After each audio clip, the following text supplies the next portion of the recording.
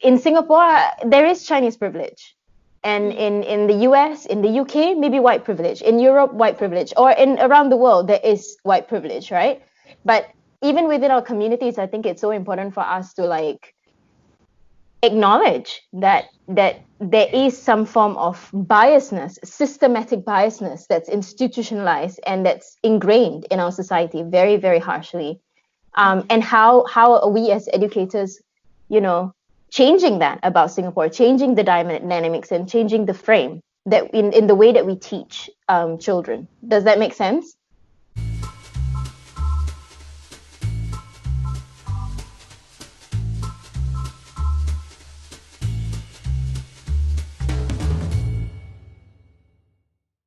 Before we start, I'm gonna say that this is something that's very personal to me, okay? Because like as a person of color and in the world and as a minority in Singapore, I do think that there is institutional racism in Singapore. And it's not my opinion, it's a fact.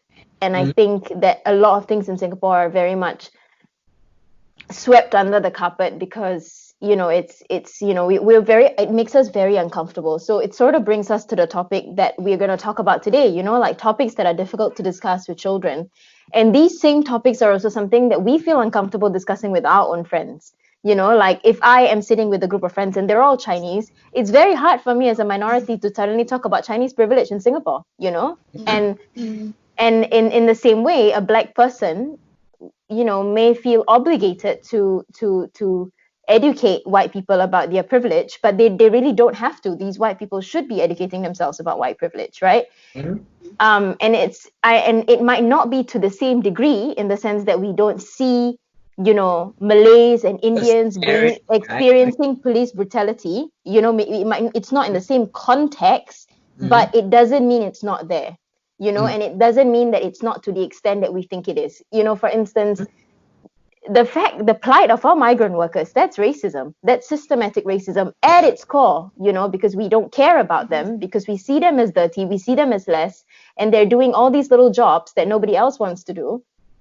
And hence, the way that we house them and the way that we treat them is a reflection of what we really think of them as a society, right? Like, now we can sit back and we can talk about how racist our parents used to be, or our parents can be. Like, things like, oh, you don't study properly, later you become grass cutter man. Like we all have this, right? I had a huge conversation about this with my friends, and like things like, like the very derogatory terms being used at home, right, about all the different races. And these are small little things. That's why we don't think it's like it makes a difference, but it does make a difference, because I think that's when people don't see the privilege that they have as a majority race in any country. I feel that the kind of racism that you are talking about and the kind of talking about are two different things. Yeah. Because one is that they are intentionally racist. The one that we're talking about now is that they are racist because they are not educated. So you're saying it's out of ignorance. Like, so it's basically someone who's saying, I really don't know how I'm being racist. Can you please teach me? In comparison to someone like, I don't give a shit if I'm racist. I'm going to say shit about you. Yeah. Okay. Yeah, no, I totally get it. It's not enough to not be racist anymore. It's the time to be anti-racist, right? This is the time you teach your kids about not to be racist. We want to expose knowledge that's relevant to us in our country, in our context, while teaching the mindset to be open and reflective about anti-racism. Because if I just teach exposure, they are gaining knowledge about other races, but they are not necessarily being anti-racist.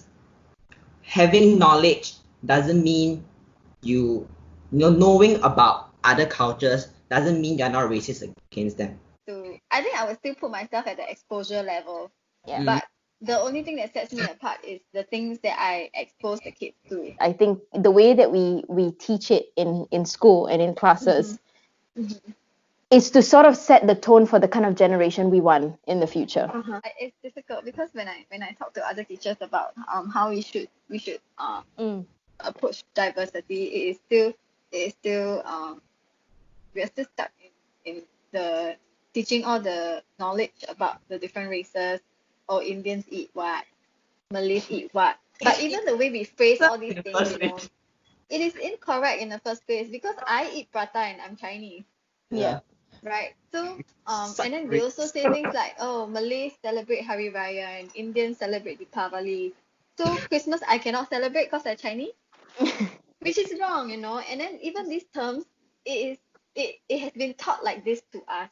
But Yep. Mm-hmm. according to my circle of friends, I can see that there is an increase in things like interracial marriages. So you know, I think we still have to start using the correct terms Mm-hmm. um with the kids as well. And that could actually be the start. Yeah. Yep. But because I think when I recommended using the term Muslims celebrate Hari Raya, Mm-hmm. Hindus celebrate Deepavali, Yeah. this kind of thing, and then they are like, but then that is religion. Is it sensitive? Right? Even if you grew up without religion in your house, it's not like when you step out of the of your house, oh, you're not going to see churches on the street. We live in Singapore, for crying out Yeah. loud. There's Yeah. in every estate there's a Chinese temple, a Hindu temple, a mosque, and a church. Mm. Like the government's literally made it a point to make sure that there are like these different places of worship in different parts of Singapore so that the community's needs are met. And yet Mm. we like what do you mean by religion is sensitive? It's not sensitive. You have to teach children about it. And it's Mm. not, it doesn't mean that you just because you teach them about it, it means that you're making them that, like stepping into a Mm. mosque doesn't make you a Muslim. Mm. Stepping into a Yeah. church does not make me a Christian. Mm-hmm. I Yeah. wouldn't know what kind of religion I am by now if which religious group I belong to. If What have you like stepped into? I've stepped into many different types of worship places, like me stepping into a Yeah. synagogue in Budapest doesn't make me a Mm. Jew. I can assure you that, like Mm. we're so, it's so sort of ingrained in us to like just be so uncomfortable with the discussion of race and religion that Mm. we're never going to snap out of it if we don't start now. Our kids are growing up in a very different society and they're growing up in a very different world. I think it Yes, still they sort of are. worked for like, for our generation. Mm. I mean, we're not talking very long ago, maybe 20 years ago, 25 years ago, when people started talking about religion and race, or like in wow, what's the CME? Is it civil and moral education? Yeah, I think Right? so. Our Uh-huh. subject in school. Like they Uh-huh. were not talking about race and religion. They were sort of just teaching us about community Manners. values or manners. And Yeah. like this is why we didn't know shit about each other until we like got into school and we Yeah, had until to we hang out. mingle. Yeah. Yes. And it, it's hard because these people, us, we're also teachers, right? We're also, Mm. we're also the generation of teachers that can make a difference. But it's hard when we don't realize ourselves that maybe we're not as educated about the world, as educated about our neighbors, right? We Mm-hmm. don't have to talk Mm-hmm. about the world. No need to talk about Mm-hmm. America. No need to talk about Australia. Just look in Mm. our own backyard, right? Mm. Do we understand that we're not teaching our kids not to be anti-racist? you Mm. know Even like Mm. the literature that we pick, what kind of literature do we have in our school? Are we careful in the kind of stuff that we pick for our kids? You know what I mean? Mm-hmm. Like Mm-hmm. no one's really putting into a thought these things. Like I don't know. Okay, let's say But that, yeah. like moving on, right? Because right now so far we have identified like our worries, like our worries in the classroom, what we are trying to do, to a certain extent. Then if we were to talk about moving on, then I mean, right now we're talking a lot more about the culture or the society in Singapore in general, rather than in the classroom itself. So moving on, if you were to train a group of preschool teachers, I guess, or educate a group of preschool teachers to teach about um, diversity, respecting diversity in the classroom, then how would you propose that we do it? Or what do you think might be a good way? Mm-hmm. You know, the all I can think about is how we do it in like our own colleges, where we are given case studies, we are given essays, Mm. like the books that we read about other cultures. Mm-hmm. You know, when we read them, we are like, oh, okay, so these are the difficulties that people are facing and all this. We relate to these characters in the book. it is a very long process for us to do with other teachers, you know. If we can't do this in schools, right? I agree, I and mean, I think as in I totally agree with you, Belinda, and I think Wheelock has done a really good job with us in the sense that, you know, in its own way, in its very limited sense. I think if we were obviously getting that the same education in the US and not the, you know, sort of the version that we got in Singapore, as in the curriculum in Singapore, obviously would differ slightly from what they would be teaching the students in the US. uh-huh. Um, I still think that they really did what they could to help us see how important a culturally responsive environment is, you know, Yes. in our Yeah. context.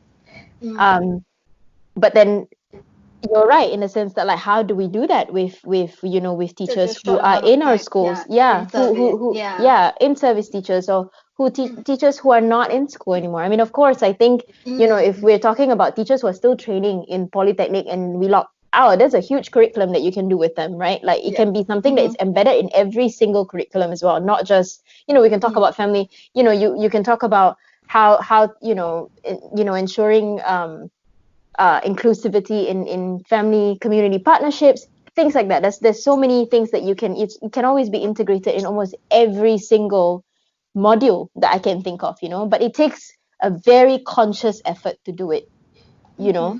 Whoever plans out the curriculum for trainee teachers has to think of that, you know. And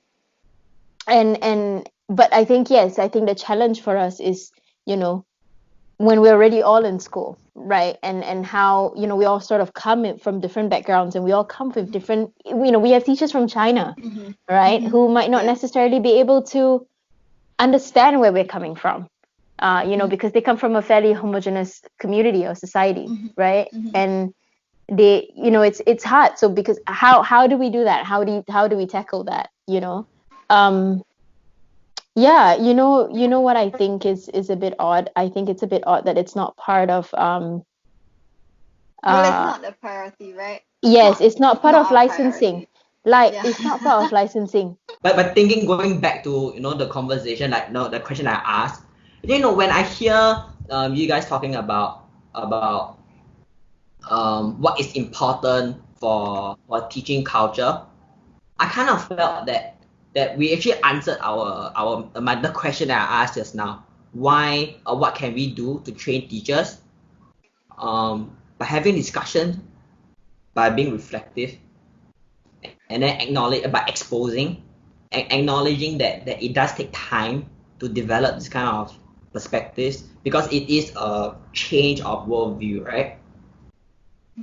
And in a sense, our conversations having like that is a way for teachers to change.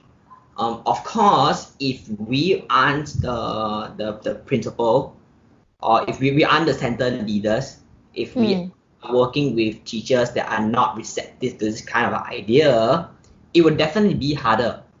But that is also the case with everything, right? If a teacher is not interested in music, it's gonna be very hard to ask him to teach music in class or sing to But Yeah, definitely. possible. It is possible.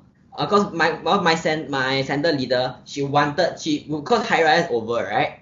We didn't get a chance to celebrate it nor acknowledge presence in the classroom. So my center leader wanted to celebrate it anyway. Like 2 weeks later, and then so I'm trying to brainstorm ideas to come up with this dialogue for my children to openly talk about it. But I am not, you know, I don't have that kind of background. So I actually know right now off the top of my head, I was actually gonna ask you, like, after this conversation, like, what is your schedule like? Can I Skype call you or not? Then my children like give you a dialogue. Then you can ask they can ask you whatever questions, and then you can answer. I You're mean, talking about me? yeah, That's me, man. Me, yeah. I'm very confused because I got two people on the call. Then, like, hey, Belinda didn't celebrate Hari Raya, right? Like, who is she talking? I mean, No, of course. yeah. Jaha, I'm very free. I'm very, very free.